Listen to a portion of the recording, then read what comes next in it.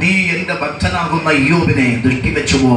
അപ്പോൾ സാത്താൻ പറഞ്ഞൊരു കാര്യം, ആമേൻ, അവനെ ഞങ്ങൾക്ക് തൊടാൻ പറ്റത്തില്ല, കാരണം അവന് ചുറ്റുമൊരു വേലിയുണ്ട്.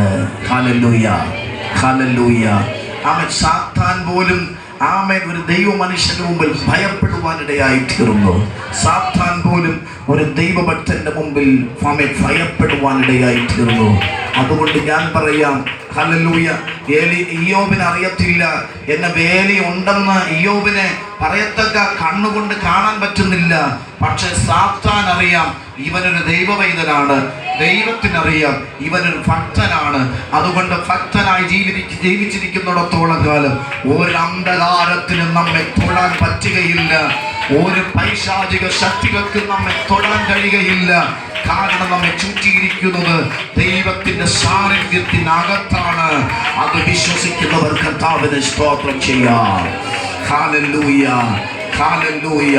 ചില പ്രത്യേക സാഹചര്യങ്ങളിൽ ബലഹീനപ്പെടുമ്പോൾ, ആമേൻ, ചില പ്രത്യേക സമയങ്ങളിൽ, ആമേൻ, ഹല്ലേലൂയ, പ്രാർത്ഥിക്കാൻ കഴിയാത്ത അധരങ്ങൾ കടന്നു വരുമ്പോൾ നമുക്ക് വേണ്ടി ദൈവം പറയും, ദൈവമേ, ആ മനുഷ്യൻ ബലഹീനനായ മനുഷ്യനാണ്, ആ മനുഷ്യന്റെ കുറവുകളെ ക്ഷമിക്കണം, ആ മനുഷ്യന്റെ തെറ്റുകളെ ക്ഷമിക്കണം, ആ മനുഷ്യന്റെ വീഴ്ചകൾ ക്ഷമിക്കണം, ആ മനുഷ്യന്റെ താഴ്ചകൾ ക്ഷമിക്കണം. സാത്താൻ പറയില്ല, അവനെ തകർക്കണം, അവനെ നശിപ്പിക്കണം.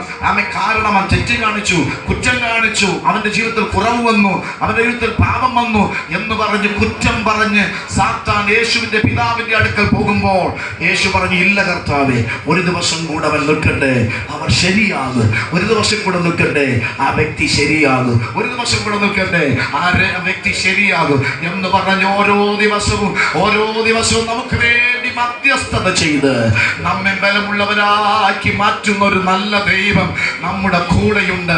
നമ്മുടെ കഴിവ് കൊണ്ടല്ല, നമ്മുടെ മിടുക്ക് കൊണ്ടല്ല, നമ്മുടെ സാമർഥ്യം കൊണ്ടല്ല, നമ്മുടെ ശക്തി കൊണ്ടല്ല നാം ഇതുവരെ എത്തിയത്. നമുക്ക് വേണ്ടി മധ്യസ്ഥത ചെയ്യുന്ന ഒരു നല്ല ദൈവം നമുക്ക് വേണ്ടി ഉള്ളത് കൊണ്ട്, നമ്മെ വഴി നടത്താൻ കഴിവുള്ള ഒരു നല്ല ദൈവം നമുക്ക് വേണ്ടി ഉള്ളത് കൊണ്ടാണ് ഇന്ന് പകലിലും യേശുവിനെ സ്തോത്രത്തോടെ ദൈവത്തെ ആരാധിപ്പാൻ നമുക്ക് ഭാഗ്യം ലഭിച്ചത്. വിശ്വസിക്കുന്നവർ കർത്താവിനെ ഒരാമേൻ പറഞ്ഞ് നമ്മുടെ വീഴ്ചകൾക്ക് ഒത്തവണ്ണം നമ്മോട് ദൈവം പകരം ചോദിച്ചെങ്കിൽ, നമ്മുടെ പരാജയത്തിനൊത്തവണ്ണം നമ്മോട് ദൈവം കണക്ക് ചോദിച്ചെങ്കിൽ, നിശ്ചയമായിട്ട് നമുക്ക് ഇവിടെ ആർക്കും നിൽക്കാൻ കഴിയത്തില്ല. പഴയ നിയമകാലത്ത് ആമേ പാപം ചെയ്തവർ ചെയ്യുന്നത്, ആമേ, ഹല്ലേലൂയ, അതിന്റെ മോചനത്തിന് വേണ്ടി ആടുകളോ മാടുകളോ പർവ്വജാതികളോ ആമേ പാപത്തിനൊത്തവണ്ണമുള്ള പ്രായശ്ചിത്തത്തിന് വേണ്ടി ആമേ മൃഗങ്ങളെ കൊണ്ടുപോകാറുണ്ട്. സ്തോത്രം ചെയ്യുന്ന പാപം ചെയ്യുമ്പോൾ ആമേ പ്രായശ്ചിത്തത്തിന് വേണ്ടി മൃഗങ്ങളെയോ പർവ്വജാതികളെ കൊണ്ടുപോകാറുണ്ട്. സ്തോത്രം. അങ്ങനെയാണെങ്കിൽ നമ്മളൊക്കെ എത്ര ആടുകളും എത്ര പർവ്വജാതികളും എത്ര ആമേ അതേ സ്തോത്രം ചെയ്യുന്ന പ്രാൺകുഞ്ഞുങ്ങളൊക്കെ നമ്മൾ ഇവിടെ കൊണ്ടുവരേണ്ടതാണ്.